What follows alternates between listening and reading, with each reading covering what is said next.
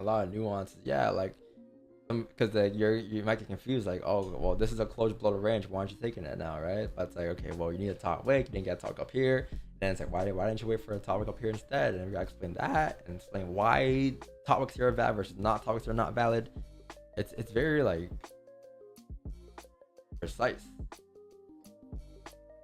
And now especially with like, you know how yesterday I broke down like this concept of you can have a bullish bias here or a bullish bias. So let's say this is your bullish bias, right?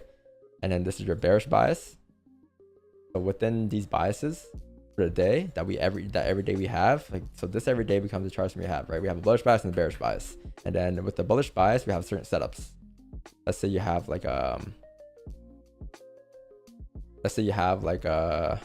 a bullish bias, you have like a day where a cycle where you are in the range, then you have a cycle where you are grabbing liquidity, then you have a cycle where you're pushing, continuing, right? So within those cycles, let's say this right here is like liquid, right? So liquidity, and then this right here is like range, right? And then this is a range, and then this right here is like continuation. So continue, right? So let's say that's what you got going on. Now you would have these three things here, and within those three things there's more to it, right? So let's say you're at a part of a cycle where you're grabbing liquidity. Okay, when you grab liquidity, you can either take the petty trade at to grab the liquidity, to grab that area of clean traffic up, or you can wait for liquidity to grab it and take the opposite position down, right? So then you can take that as well. So let's say you want to grab the liquidity, do you want to grab it, right? Or you want to be part, you want to be part of it, so part of it. Because days where we have those trades, I can show you guys live examples here, maybe. Where my mouse at? Maybe my Zoom crash, don't know why. But let's say you want to be part of the liquidity, you want to take a position up to grab the liquidity, right? And then let's say you have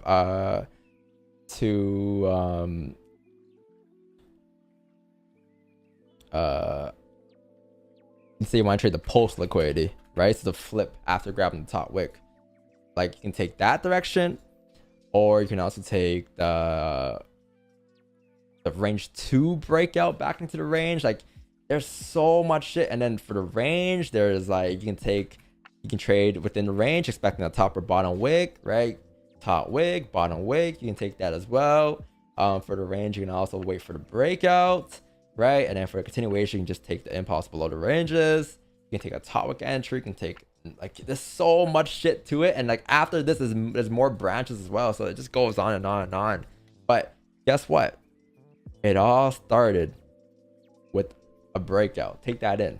It all started with just a closure above the range, closure below the range, and then over some time we like, okay, cool, it looks like this win rate of the strategy isn't quite high yet. It's sitting at like 60%. All right, so like, is there a way where we can increase the win rate, right? So that's why like we continue to evolve. Finally, you know, we realized that, okay, 60% win rate isn't that great, we should increase it. What's the reason as to why we've been getting faked out a lot, and why is the win rate so low? Like, why is 4% of the time the trade not playing out, right? So then we came to a realization that the reason was because we got faked out a lot. So then we spent like 2021 figuring out why, like, or how to avoid fake outs, right? Or how to increase the chance of avoiding fake outs. And then after that, we learned about range 1, range 2. We applied that because that's what got us ahead. That then brought us to a 75% win rate. Still wasn't good enough.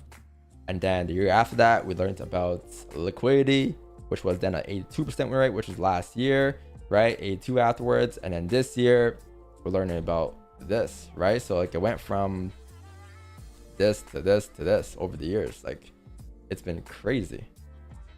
But you gotta start somewhere though, and that's why, like, you know, you don't give up on your strategy after like a week of testing.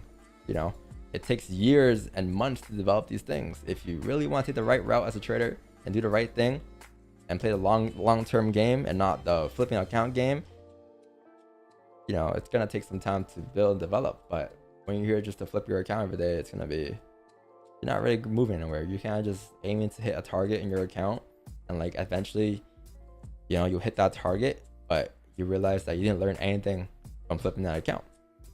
But when you take the longevity game, right, each step is key because you're building layers upon layers each and every single day to a point where no matter what happens, you'll trust yourself because you trust that that data that you've recorded over the last months to years is enough data for you to go forward and say, okay, cool.